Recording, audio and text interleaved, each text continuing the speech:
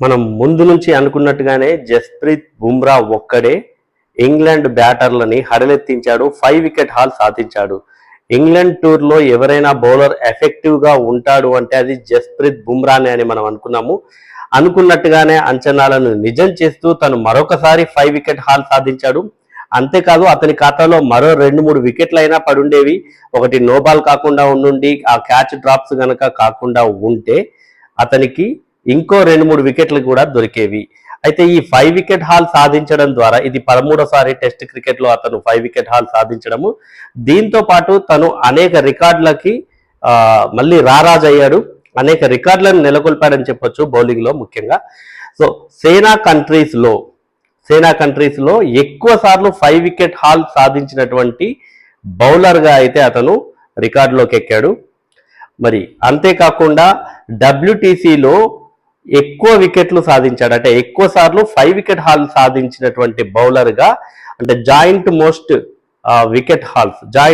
5 wicket halls సాధించిన bowler గా రవిచంద్రన్ అశ్విన్ తో కలిసి షేర్ చేసుకుంటున్నాడు.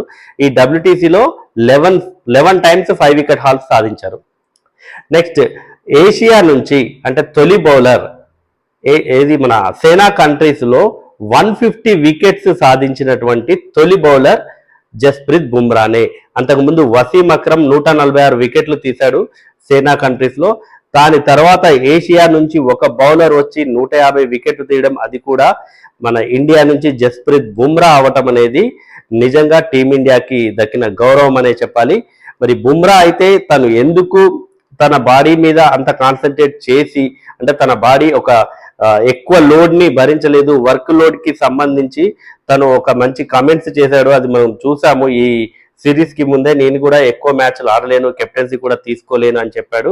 సో మరి ఆ క్వాలిటీ బౌలింగ్ అనేది చాలు, మనకు 3 మ్యాచ్ల్లో వచ్చినా చాలు అని అయితే ఇప్పుడు అనిపిస్తుంది. మరి బుమ్రా లేకుండా ఉన్నప్పుడు టీమిండియా బౌలింగ్ ని లీడ్ చేసే బౌలర్ ఎవరు, అంటే ఈ రకంగా వికెట్లు తీసే బౌలర్ ఎవరు అని మీరు అనుకుంటున్నారో కామెంట్ చేయండి.